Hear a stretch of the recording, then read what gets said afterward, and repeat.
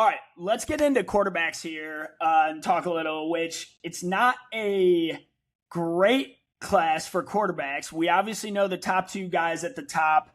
And then there's kind of some question marks beyond the top two here. So we know Fernando Mendoza is going 1 to the Raiders. We locked that in. There's no need to discuss that. And then we all agree that Ty Simpson, I'll let you give your spiel on Ty Simpson here as QB2.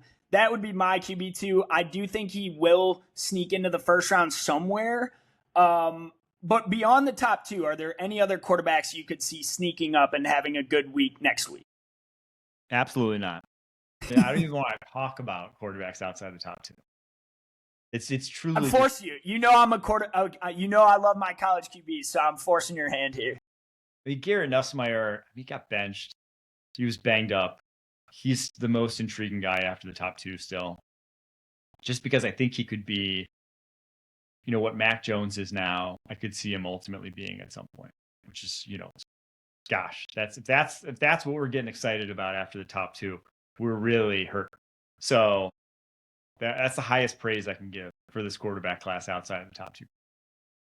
All right, I guess I'll skip my next question then, which is, which QB are you higher on than the consensus, if any? It doesn't sound like there's any. I think Ty Simpson, actually, I think he's a first-round quarterback, especially in this year's class. He's worth the shot of taking in the first round. I saw enough good flashes from him. I think he's more than talented enough from an arm perspective that, sure, I'll take the chance, given how valuable quarterback is. I guess that's my one guy I'm higher on. I don't know if that's even counts, though, just because I think that's kind of where he ends up. The nicest compliment we can give there. We'll take it. I'll take it. I guess this has nothing to do with pro projection here, but people always love the deep ball. Who do you think will throw the farthest deep ball at the combine of all the guys throwing? It's a good. Do you have I need to see a list of the. So Taylon Green would be my. I think he has a rocket arm, but he's probably a tight end ultimately. Is Drew Aller healthy? I don't know if he's throwing. That's a good question. He would be my pick just looking at these guys. I think Simpson can spin it compared to, if it's Carson Beck, Cade Klubnik, Luke Altmaier, Sawyer Robertson. We're not going to talk about any of those guys. None of those guys, right? Cole Payton, Miller Moss, Diego Pavia. Okay, my uncle wanted me to ask you about Cole Payton. What are your thoughts on Cole Payton? Because he's intrigued, and I told him I would bring him up to you. Absolutely. Anything there? No, I'm sorry. I agree. I don't like Cole Payton either. Yeah, I'm not even, and that's why Ty Simpson doesn't have a great arm, and all these guys I'm listing have worse arms than Ty Simpson. So the only guy after that really, Aller touches Ty Simpson, Jalen Daniels' arm touches Ty Simpson, Taylon Green's arm, but I don't think any of them have what I would call tier 1, tier 2 NFL arm strength.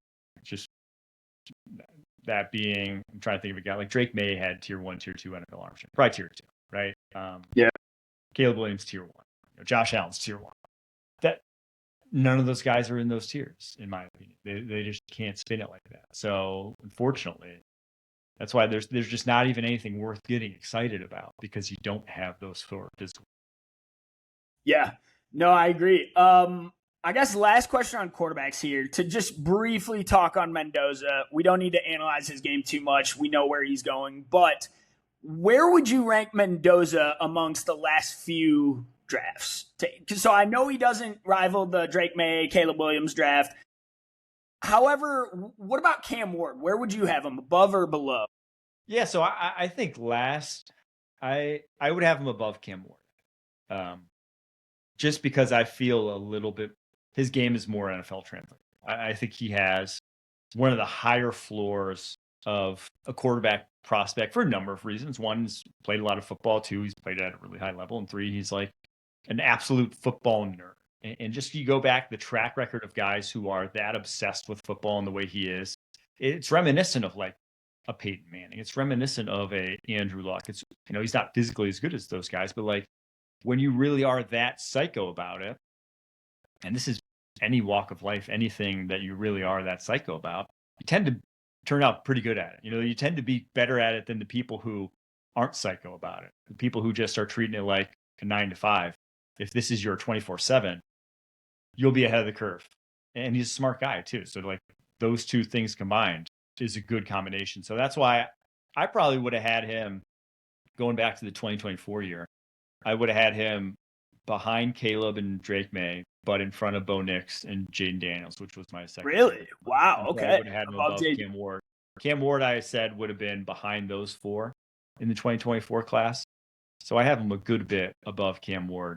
And Cam Ward could be special in the NFL, but I think Mendoza can be too. I think he really is that good of a prospect that if you're the Raiders and like say you get a sweetheart deal for number 1 overall pick, I'm not even considering moving off a number 1 overall. I like it. It's funny you mentioned the psycho competitiveness because that I think is like almost factor number 1 sometimes. And I was listening to Bill Simmons' podcast the other day, and this was obviously talking more about the NBA draft, but they were talking about some of the prospects in there and how you're only drafting the first pick, number 1 overall, if they are that psycho competitor, because there's no one else who's going to work harder at it and give more to battle. And the example was like a Cooper Flagg type of player who literally wants to beat you at everything. So it's like those are the types of players I want to draft first versus like guys who maybe aren't, like you said, just treating it as a 9 to 5.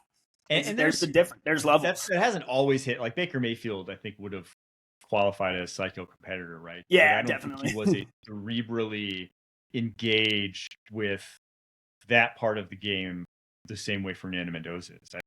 That's not like a debate, right? Like Fernando Mendoza. No, yeah, and the Heisman, Joe Burrow was too.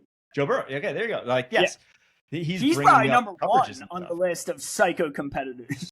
Yeah. So there is something to that. There's kind of like 2 parts of the same coin, but that when you got both, that's kind of like the holy grail of the position. Yeah. There we go. That's how you win championships ultimately.